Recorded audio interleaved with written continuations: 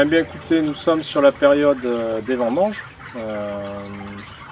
début octobre, avec un temps qui a été vraiment extraordinaire sur le mois de septembre et je dirais même qui nous a apporté une maturité très intéressante au niveau du millésime, qui restera, je pense, dans l'historique comme un millésime très intéressant.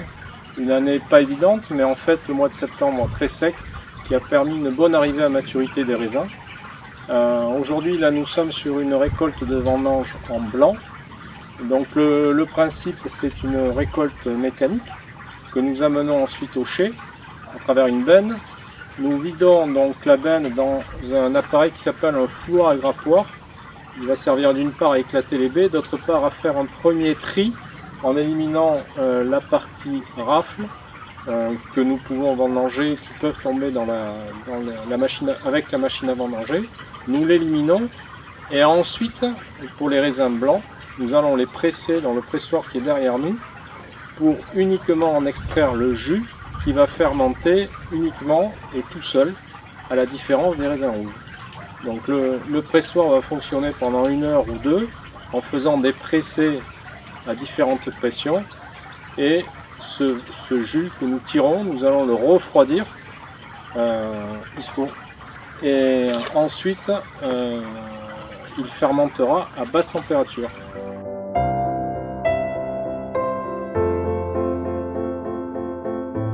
Nous allons effectuer la fermentation des raisins blancs. Donc, après la phase du pressurage, le raisin donc, arrive en cuve. Nous allons avoir une première étape qui est ce que l'on appelle le débourbage, c'est-à-dire qu'on va le mettre à froid, température aux alentours de 15 degrés. Il va précipiter naturellement et 24-36 heures après, nous allons extraire la partie la plus limpide, sachant que le dépôt donc, est au fond et on arrive assez bien à voir la différence. Donc on pompe la partie la plus claire qui seule va fermenter. Les bourbelles ne feront pas partie du vin final.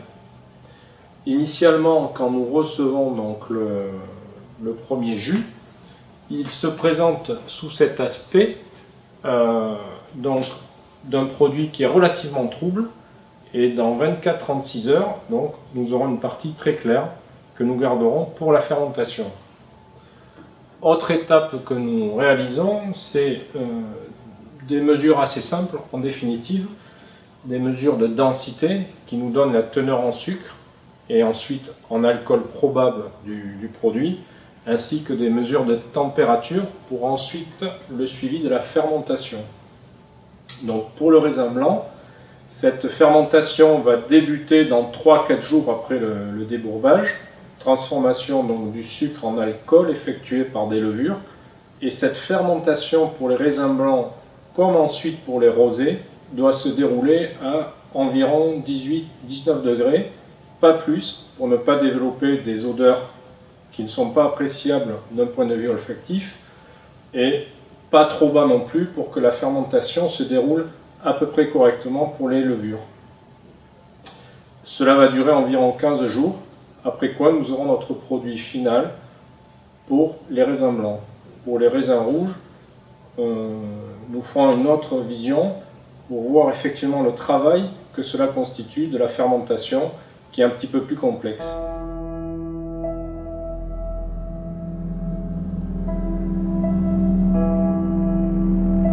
On appelle un multimètre.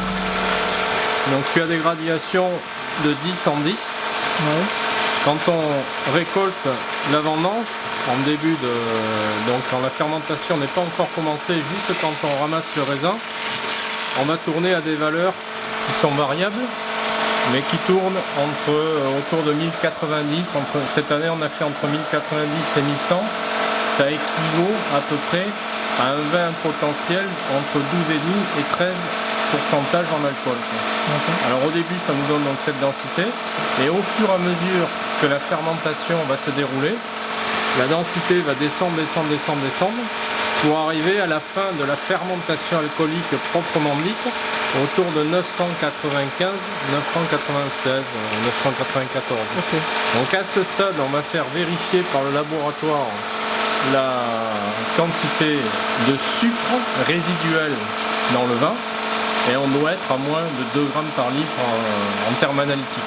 Donc à ce stade, la fermentation alcoolique proprement dite est terminée.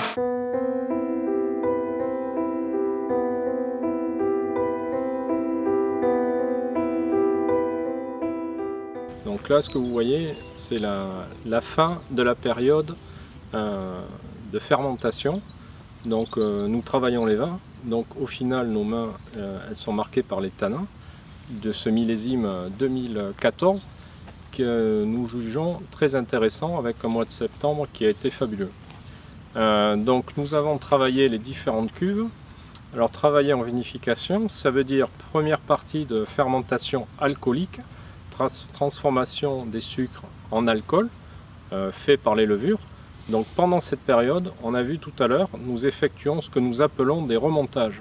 C'est-à-dire qu'avec des tuyaux, nous allons aérer le vin et nous allons le repasser sur le marc qui est dans la partie haute de la cuve, constituée donc des pellicules essentiellement, qui vont extraire à la fois la couleur et les tanins par le fait de ces remontages. Donc ça, c'est la première partie, aération donc qui permet aux levures de s'oxygéner, de faire la fermentation alcoolique.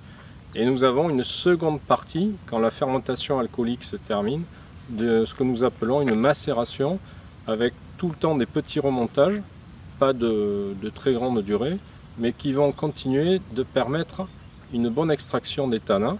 Nous goûtons les vins tous les 2 à 3 jours, et à terme, nous disons, ok, l'extraction est correcte, maintenant nous écoulons le vin. Alors l'écoulage, qu'est-ce que ça veut dire? Ça veut dire d'une partie, on va sortir le vin de goutte, la partie liquide, et l'autre partie, constituée par le marc, nous allons la presser. Et ce marc, une fois pressé, vous le présentons ici.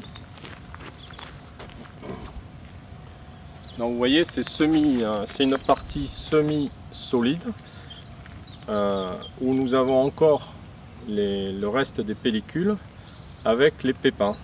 Voilà.